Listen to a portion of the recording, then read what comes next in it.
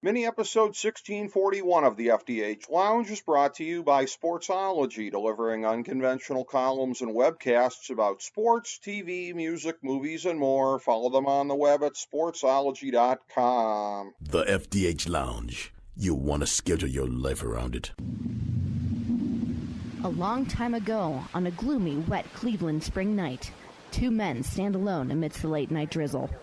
Their voices echo across the vacant station parking lot as they debate the merits of the great American radio show that have been missing for far too long. On that night, an idea was born.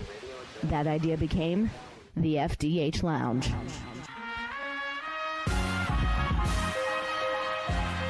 Welcome to the FDH Lounge. Hello, everyone. Welcome to the FDH Lounge annual breakdown of NFL divisions, predicting them for the season. This year, of course, it's the 2023 NFL season. We're starting with the AFC East.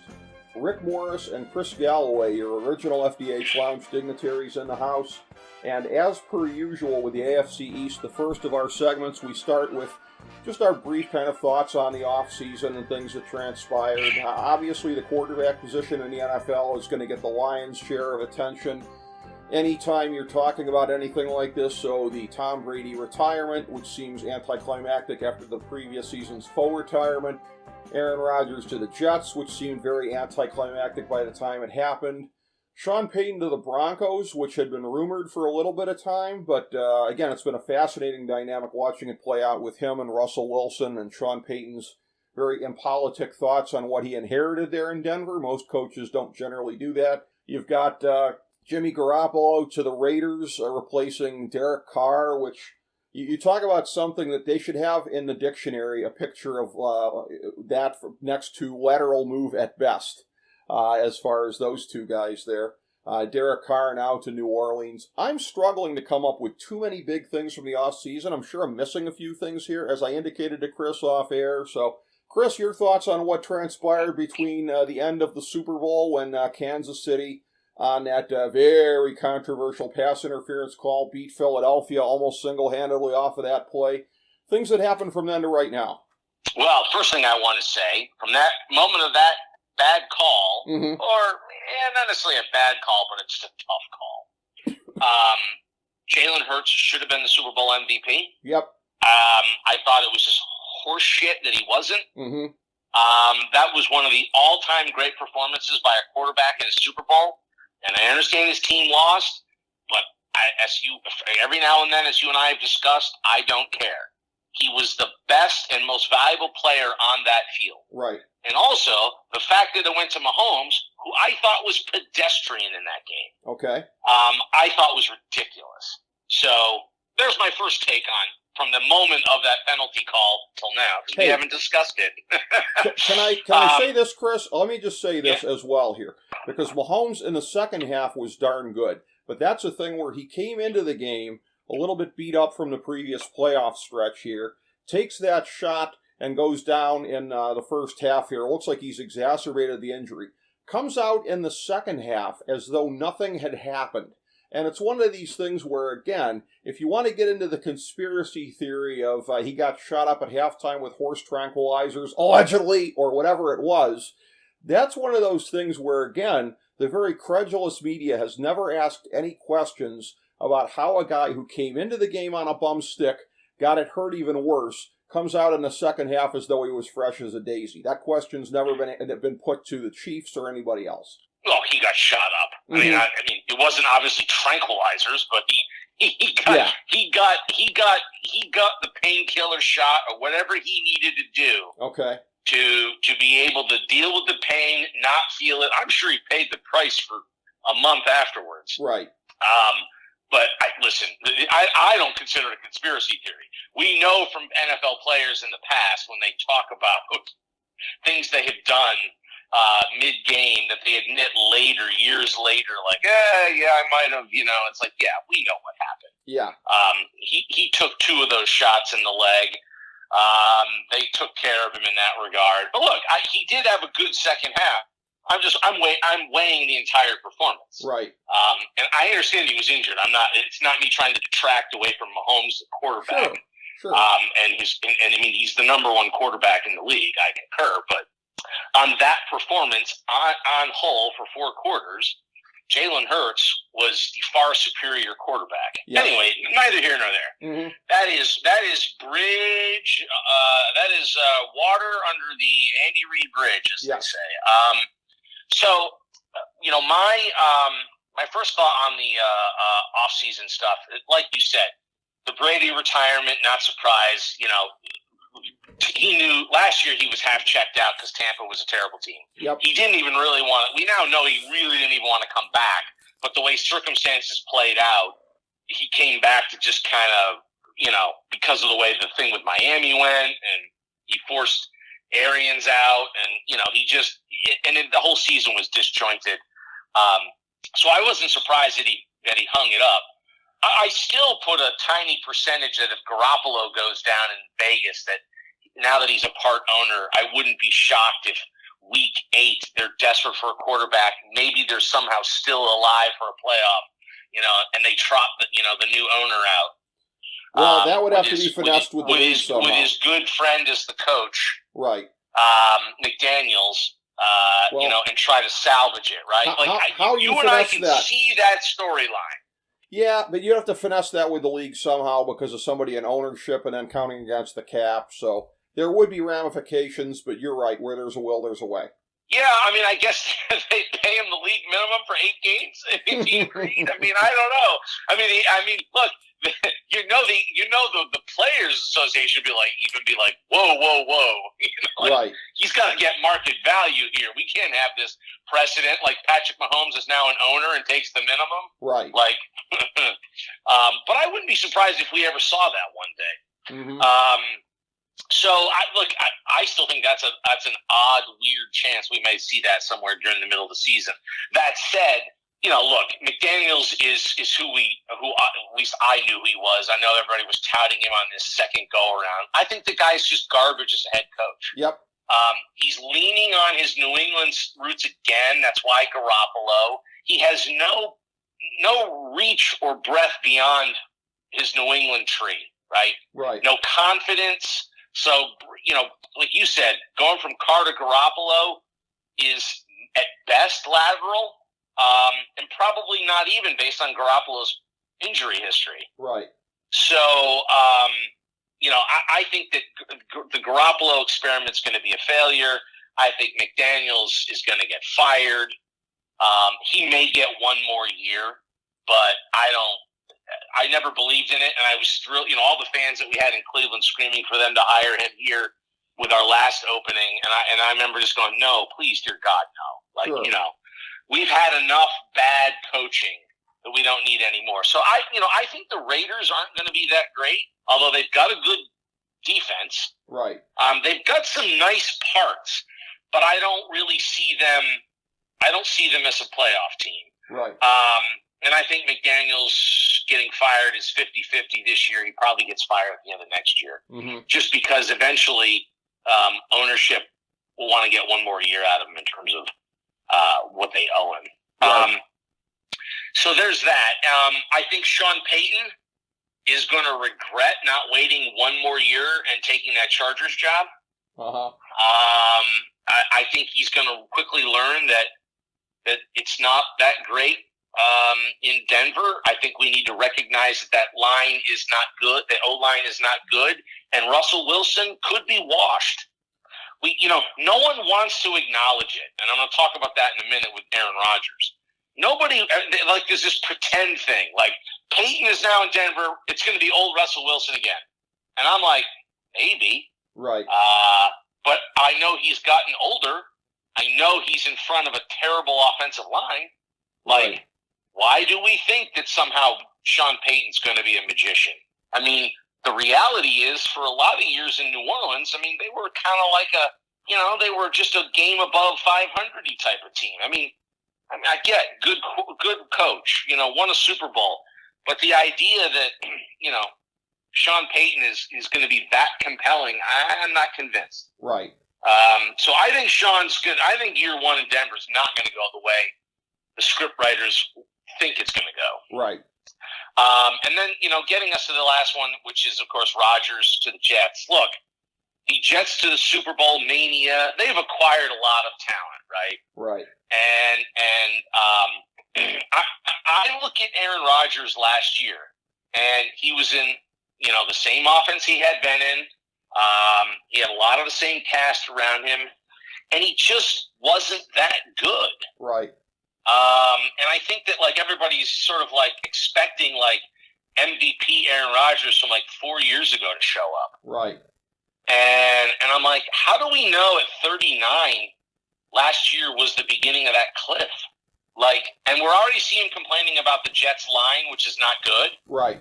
Or at least hasn't played well yet. Now we have the coach calling them out on national TV. I could see where that whole situation between Rodgers and Saleh and that line, it all falls apart. Right. Right? Those players feel like they getting thrown under the bus every week. New York fans are on them. There is part of me that feels like the 2023 Jets remind me of the 2011 Eagles. The all-star lineup that completely flames out. Yeah. Oh, yeah. And I will say this, that Jets defense is good, right? So I don't think they completely flame out. I'm not predicting, 2 wins or something. But this whole, Jets to the playoffs to the Super Bowl, my take is going to be let's pump the brakes.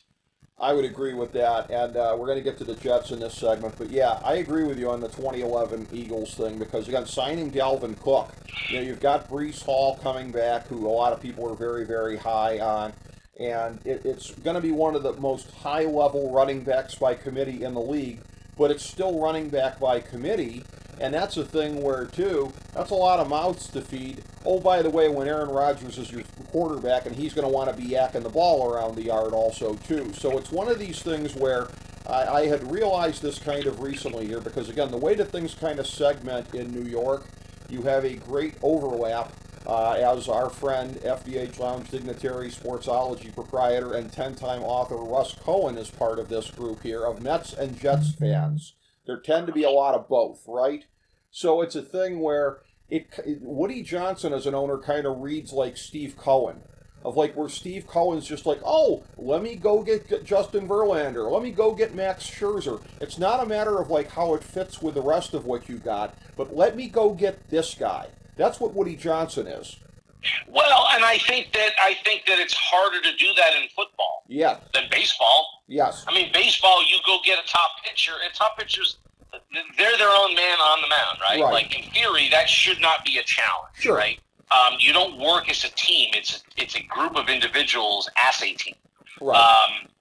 And so, to your point, it's much harder to do in football. Yep. That's what the 2011 Eagles learned. Yep. There were lots of people that had them stars in every position. They're going to the Super Bowl. Well, right. Okay, well, I didn't. I didn't have. Yeah. So I think you're 100% right, and I just look again.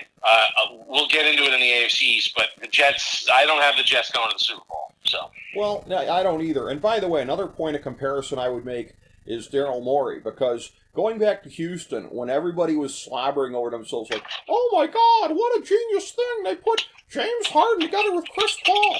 Well, Chris Paul was the guy that was available at that point in time to put together with him. It wasn't oh, this is chocolate and peanut butter. It's a thing of let's put these two guys together and hope that it works. There's a lot of hoping that it works with the Jets here. And again, we're leapfrogging ourselves a bit as so we may not need to cover the Jets too much from here. On our AFC East, what we're going to be doing for all the divisions here, this is what we've been using the last couple of years here as a format for the divisions, is going through from Fantasy Football Draftology 2023, available on the main page at fantasydrafthelp.com. These are my one run-on sentence for each team in the league. And that's where we're at with this here. We're just going to go through. I'm going to give you my one run-on sentence for each team in the division, and that is going to be our jumping-off point. So we start with my pick to win the division, Buffalo. The monkey is now on their back with their playoff letdowns the past 2 years, an ongoing shaky running game, more holes defensively than most believe, and an unhappy superstar wide receiver, albeit they are still the favorites in the game's toughest division. Quick note, since I wrote that, Von Miller targeted to come back maybe week 3. Miami. to his ability to evade further concussions, maybe all that separates this team from a Super Bowl now that Vic Fangio and Jalen Ramsey have come to town, albeit there may be a few issues on the edges of both trenches that could manifest themselves. Quick update there as well. Jalen Ramsey looks like he's coming back about week 13 from his meniscus issue. The Jets, we've seen this story before with the Norma Desmond quarterback trying to revive his career post-Packers, and a surrounding cast that, while not perfect, would be good enough to eke into the playoffs if said passer was successful, but remember how it ended last time. New England, a non-horrible team with a non-horrible QB, and nothing else worse than a few issues in the trenches on both sides of the ball, is nonetheless a lock for last place by dint of playing in a murderer's row division. Cosmic payback for all the years that this contender-bereft division gave Bill and Brady a virtual bye straight to the playoffs. So, your thoughts, Chris Galloway? Take it away wherever you want. Well, I'll start at the top, Rick. I concur. I'm going to take the Bills number one in this division. I don't see them running away with it. Nope. I think that enough there, your point about the chemistry issues with Diggs are valid, and we've seen it time and time again how that starts to manifest itself at different points in different organizations when you have that stuff. They Band-Aid over it, they pretend it's not there. You get a couple bad games, and then next thing you know, you got locker room issues. Yep. The other thing I don't think anybody is talking about is that last year with Daboll gone, am I the only one that noticed that Josh Allen regressed? No, you're not the only one. No one is talking about that. Right. Everybody's like, Bills, 13 wins, Josh Allen, MVP candidate. And I'm like, he was no MVP candidate last year without his old OC. Right. He regressed. And I think that's what triggered the Diggs gripes. And I'm curious to see what that looks like this year. Mm-hmm. Has the coaches identified it? Has he worked on it? Is he going to rebound? Or are we going to see more regression? Or are we going to see the regression that we saw in the second half of last year this entire season? If that's the case, he's not a top 3 quarterback. He's a 11th, 12th best quarterback. Well, quick point on that, by the way. This is mirrored by a team in the NFC that we're going to get to. Part of this is, I don't disagree with you about Josh Allen, but part of it is that when you have a mobile QB, so many times teams in the league are like, oh, wow, we don't need to invest too much in the running back position, which is stupid. Their inability to have a reliable bell cow in that backfield, overlooking the need to do so, is not doing Josh Allen any favors. So that's part of it as well, although I agree with your overall critique. No, I actually agree with your assessment there. Mm-hmm. They haven't done him any favors. Mm-hmm. And how ironic the 2 running backs between the Bills and the Colts who were traded for each other are both out for the year. Right. That's true. So there's like a was this trip necessary trade, right? That's right. And that is still a problem. And again, I watched what the Bengals did to them in the playoffs. As I watched the Bills' different elements struggle and Josh Allen struggle in the second half of last year, and I had concerns going into the playoffs, like, this is not a team I think is going to go far. And the Bengals went up into Buffalo on a cold day and just punched them in the mouth. Right. And that was the end of it. Like, the Bills just did not look like a team that was prepared to actually deal with adversity. So, right. We'll see. Mm-hmm. I'm still going to pick them to win the division. I think the division is going to be tighter than I think a lot of people think between the Bills, the Jets, and the Dolphins, and that sort of 1, 2, 3. Yep. I'm not sure who's 2 and who's 3 in my mind. They're razor close between the Dolphins and the Jets. I think it comes down to, like you said, like tackle play for the Dolphins. Does Tua stay healthy? For that reason, I'll take the Jets. And in my mind, I kind of got it like, the Bills at around 10 wins, the Jets at around 9 wins, and the Dolphins right around 9 wins with maybe a tie break. Mm-hmm. I think we're going to see a lot more parity this year in the league than people realize. I don't think we're going to see the 14-15 win team this year. I just don't see it. So, other than maybe the Eagles, spoiler alert. So from that standpoint, I like Bills, Jets, Dolphins, and then to your point, Pat's picking up the rear with 6 or 7 wins. Bill will always find a way to win some games, maybe even one game that he shouldn't. Mm-hmm. But again, as I do every year, I'll harp on the fact that he is a below 500 coach without Tom Brady. All the people that talk about, I saw this whole thing. I saw somebody commented, and on Twitter or X or whatever the hell you call it now. They were making a comment about, if we had Bill Belichick as a coach, this Browns team would be in the Super Bowl. And I was like, really? You think so, huh? I'm like, okay. Well, here's Bill Belichick's record without Tom Brady. And here's Kevin Stefanski's record without Tom Brady. Yeah. Let's see. Which one is better? Yeah. Oh, wait. Kevin Stefanski's. Yeah. So, that's how I feel. I do, I know I predicted it last year. Obviously, I was wrong. But I'll make it again. Bill gets fired at the end of this year. And now there's finally rumors to that regard. There's finally rumors. Yeah, well, I was just a year ahead, man. Yeah. Listen, I mean, call your shot, man, and that's the thing. You look like a genius if that proves to be the case. You will be able to say you were the first pundit out there to have called it. You're absolutely right. I don't really consider myself a pundit. I think the bottom line for the Patriots is you're bringing in Zeke Elliott to try to help solve your run game. Mm-hmm.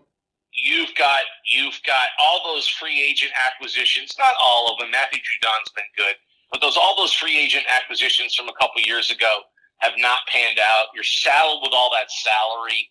You have a wide receiving core that's full of guys that are 3s and 4s on every other team. Yep. I mean, it's not like I can sit there and be like, boy, they've got a bunch of number 2s. That's good enough. No. Right. And they're not doing Mac Jones any good. We already know Mac and Bill hate each other, right? That's pretty obvious. Yep.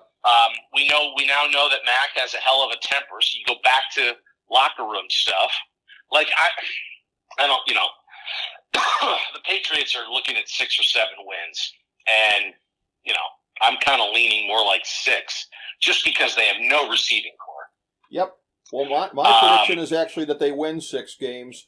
I've got the Jets at 10 wins, Miami at 11 with a wild card, Buffalo 12 in the division. So I've got the Jets 10 wins, but on the outside looking in, which that's not going to be a fun off season in Gotham if that's the case. Yeah, again, we're not far off. I have the Bills a little bit further back than 12 wins. Mm-hmm. Just because I'm going to be a little bold there and say that we're going to see more Josh Allen regression. Yeah. And so I think we kind of have, and again, I could easily talk myself into the Dolphins in second place. I do worry about that line and Tua. Right. And I just can see a situation where he gets hurt again and he's out for 4 weeks, and the Dolphins are, in my mind, they're just a 9-win team. Oh, they could be an 8-win team or whatever if he's out for any chunk of time. Absolutely.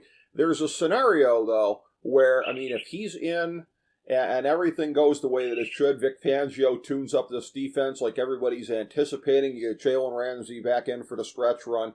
There's a scenario where Miami goes to the Super Bowl, and it's absolutely not out of the course of imagination here. And I do know people that are picking, I believe Jason Jones, our senior editor, is picking Miami to win the East.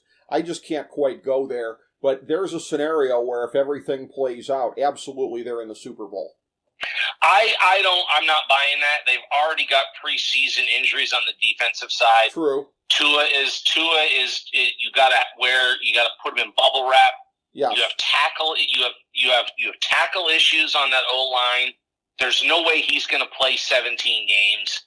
There's just, and they also, by the way, have the toughest schedule in terms of winning percentage from a year ago in the entire AFC. Yeah. So they've got a harder schedule, tackle issues, a quarterback who you just know is going to get hurt at some point. I just can't go. I can't go there. Yeah. I can't do it. I'm giving them the benefit of the doubt because I like the coach, I like the defensive coordinator, and I'm hoping Tua plays enough games to say that they're a 9-8 football team. Mm-hmm. But dear God, I could see. I mean, look, this is a tough one. They're a tough team to peg because you could see them winning the division, or like losing 10 games. Like they could go. That's their range, depending on health and other things. There's, it's kind of tough. I don't know if you. But I'll stick with my 9-8. Tied with your 9-8 Jets. Okay. But the Jets with the tiebreak for second place. Okay. Do the Jets make the playoffs at 9-8? No. Okay. Interesting. All right. I don't believe 9-8 is getting you in the playoffs in the AFC this year. No, it's not. I think we're going to be getting down to the last 2 weeks in the AFC with a lot of teams at 500 or a game or two above, trying desperately to see who's going to win a division or end up with a wild card. I think that's the case too. And again, I have the Jets on the outside looking in at 10 wins. So I agree with you. I think that's what the AFC is coming to. Any other thoughts on the AFC East, Chris Galloway? No, it's going to be fun. It is. It's going to be brutal. And by the way, the next division that we look at is going to be much the same. The AFC North is going to be, I would say, equally brutal. These two divisions potentially mirror images of one another as far as the level of brutality in the division here. So we shall see. That'll be our next one up. Thank you very much, Chris Galloway, and thank you everybody for joining us for our breakdown in 2023 going into the season for the AFC East.